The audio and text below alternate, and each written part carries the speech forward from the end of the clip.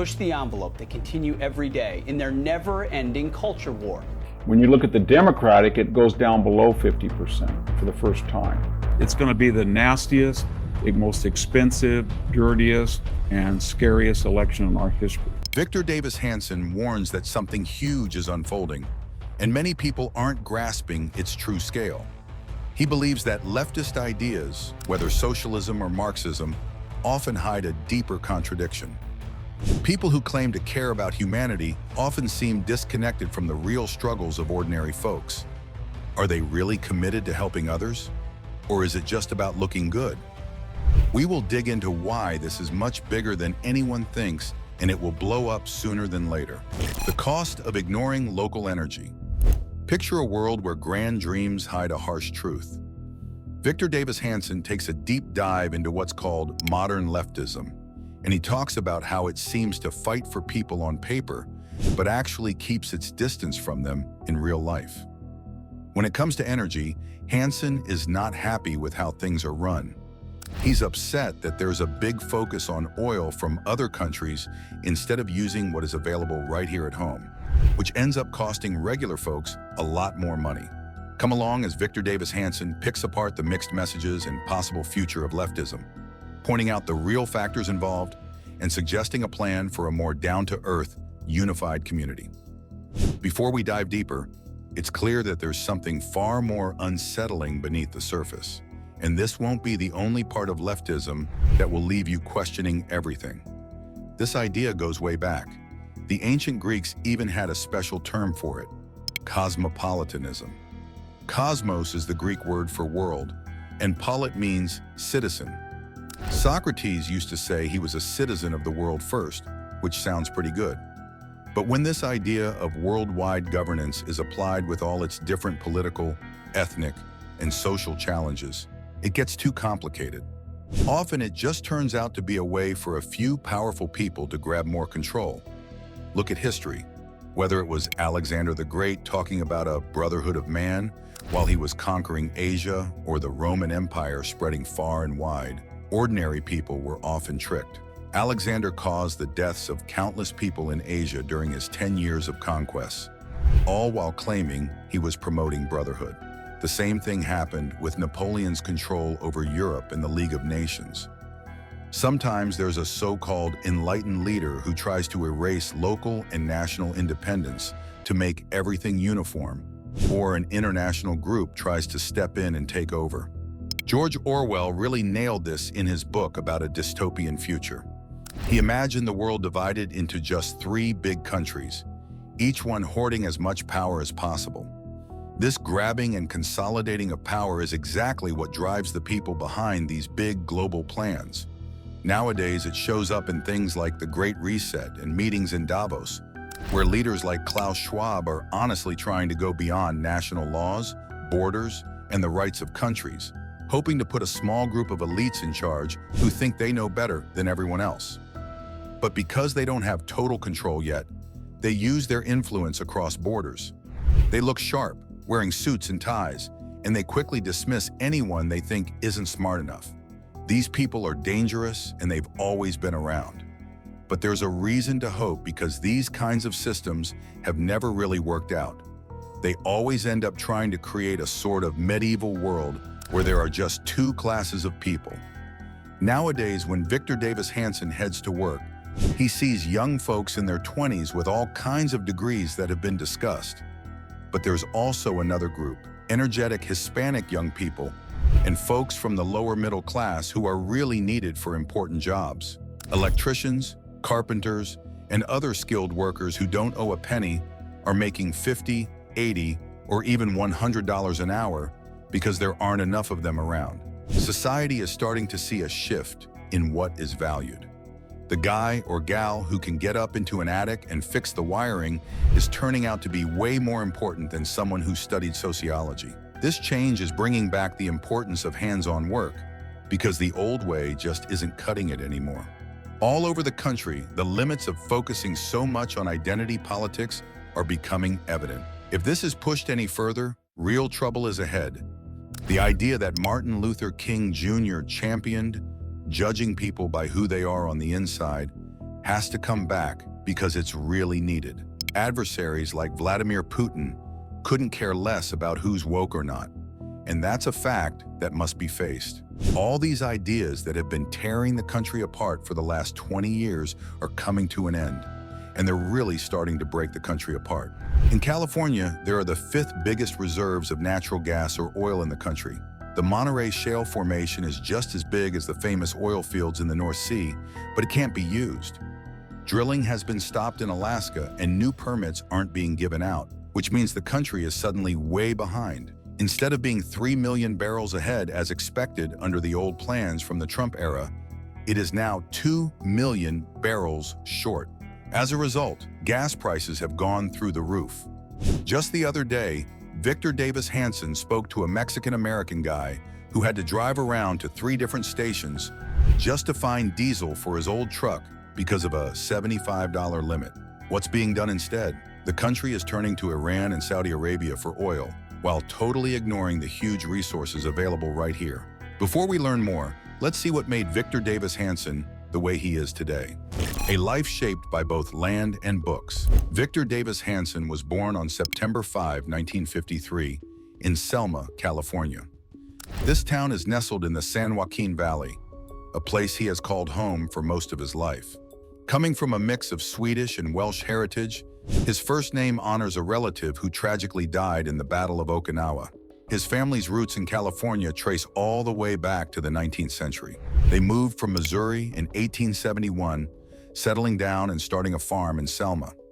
Over the decades, they built a life deeply connected to the land, thanks to opportunities provided by the expansion of the Transcontinental Railroad.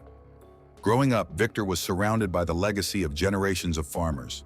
He spent his childhood on the family's orchard and vineyard, living in the same house that 5 generations of his family had lived in. This early exposure to farming significantly shaped his views and life choices. From 1980 to 1984, he worked full-time as a farmer. Despite his deep involvement in agriculture, Victor was also drawn to academics. He attended the University of California, Santa Cruz, earning a Bachelor of Arts in Classics with the highest honors in 1975. He then studied in Athens, Greece, before achieving a PhD in Classics from Stanford University in 1980, focusing on ancient authors like Thucydides and Aristophanes. In 1984, Victor began a new chapter as an academic when he joined California State University, Fresno. There, he started a classical languages program. His teaching skills didn't go unnoticed. He received the American Philological Association's Excellence in Teaching Award in 1991. This prestigious recognition is awarded to the top undergraduate teachers of Greek and Latin in the nation. Throughout his academic career, he also held visiting professorships at prestigious institutions like Stanford University and the U.S. Naval Academy, and he was a fellow at the Center for Advanced Studies in the Behavioral Sciences at Stanford. Victor Davis Hanson has made a significant mark in the realm of writing and public discourse. Over the years, he has authored or contributed to 26 books, addressing a wide range of subjects from the intricate details of ancient Greek warfare to the complexities of modern-day politics.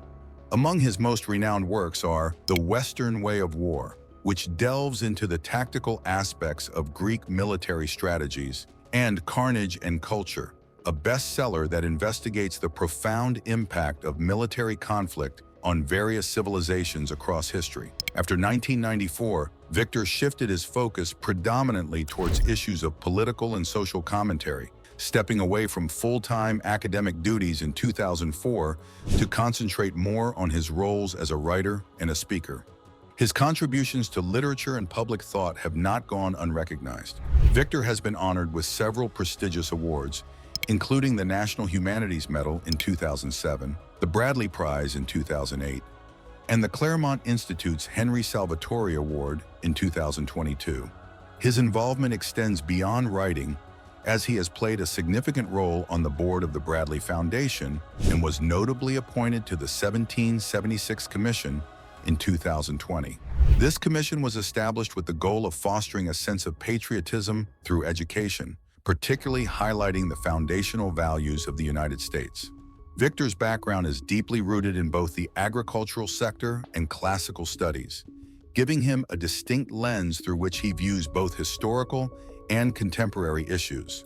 This unique blend of insights from his farming heritage and his academic pursuits in classical education allows him to offer nuanced perspectives on a variety of topics. These range from ancient military strategies to current social and political dilemmas. His comprehensive understanding of agriculture, coupled with his deep knowledge of classical history, positions him as a respected voice in discussions that bridge historical warfare techniques with modern-day cultural and political debates. His ability to connect these seemingly disparate worlds enriches the conversations around the challenges that continue to shape America today, making him a pivotal figure in intellectual circles that seek to understand the past while navigating the complexities of the present. Now let's look at how the ideas that shape our world began. The birth of left-wing ideas in America. The history of political parties in the United States is a tale of change and diversity in the thoughts that have shaped how the nation is governed. Way back when the country was just starting, different groups stood up for a mix of beliefs that would keep changing as the years went by. In the 19th century, politics leaning to the left started to draw attention, influenced by both social and economic shifts. This wave of new thinking came about largely because of German Marxists who moved to the US after the revolutions of 1848 in Europe. They wanted to spread democratic and socialist ideas. These newcomers brought fresh perspectives on workers' rights, labor, and fairness, which fueled the growth of left-leaning political views. Joseph Weidemeyer, a notable German Marxist, set up the first Marxist group in America called the American Workers' League in the early 1850s. This marked the start of organized socialist efforts across the country. The rise of these left-wing ideas pulled in folks who cared deeply about the plight of workers and the unfairness in income distribution. At the same time as the American Workers' League was founded, other labor-oriented groups came to life, such as the National Labor Union and the First International, started by Friedrich Sorge. These groups gave workers a voice to demand better pay, fairer treatment, and safer working conditions. The socialist drive grew stronger, leading to more organized entities like the Socialist Labor Party of North America, which aimed to unite workers against the big businesses and capitalists. The shaping of left-wing politics also saw the creation of the American Federation of Labor, AFL, in 1886, started by Adolf Strasser and Samuel Gompers. The AFL fought for skilled workers' rights, becoming a key player in American labor politics. Meanwhile, more extreme groups within the left-wing circle looked for different ways to bring about social change. This led to the founding of the Industrial Workers of the World, IWW, in 1905. This group, known as the Wobblies, wanted to gather all workers, no matter their skill, to fight for economic justice through direct actions like strikes, promoting the idea that workers should own and run their workplaces. However, these left-wing groups often ran into obstacles like government pushback, internal disagreements, and varying opinions among workers about the best ways to achieve their aims. On the other side, the Republican Party came about in the mid-19th century, pushing for a stronger central government and forward-thinking policies. Established in 1854, it quickly made its mark, especially in the northern states, by opposing the spread of slavery and supporting modern economic policies. The party's rise was highlighted by Abraham Lincoln's election as the 16th president in 1860. Under his watch, the Republicans pushed for more federal power to meet goals like building the Transcontinental Railroad, setting up a national currency, and protective tariffs to boost industry. These efforts aimed at strengthening the country and boosting economic growth were in line with the Republican goal of a powerful, unified federal government. During the Reconstruction period after the Civil War, the Republicans continued advocating for groundbreaking reforms, pushing for civil rights and helping formerly enslaved people become part of American society.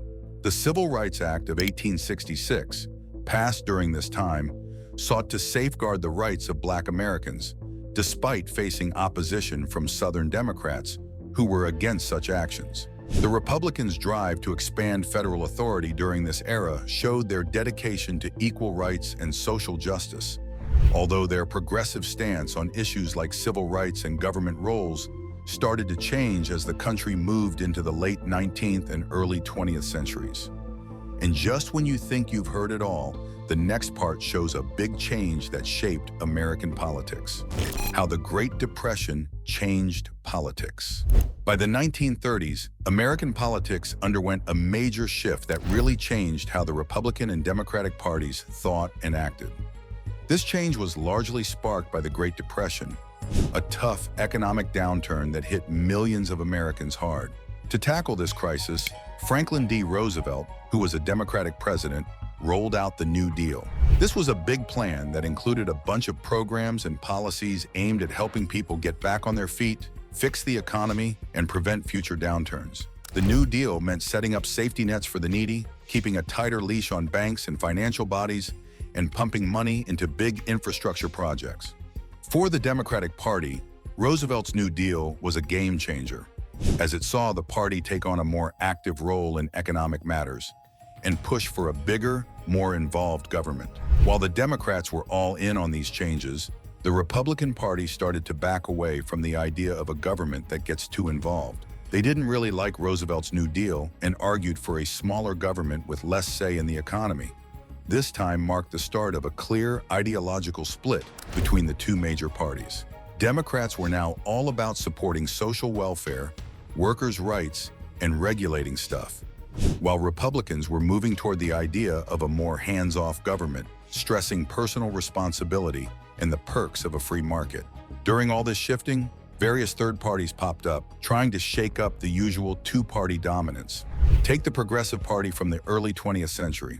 They were all about tackling corruption, sorting out economic inequality, and fighting for workers' rights. They drew folks who felt left out by the big two parties. Even though these third parties didn't usually stick around long in power, they did manage to nudge the major parties to take on new policies or tackle certain issues. Despite these challenges, the big two-party system stayed strong, with Democrats and Republicans really cementing their roles as the big players in American politics.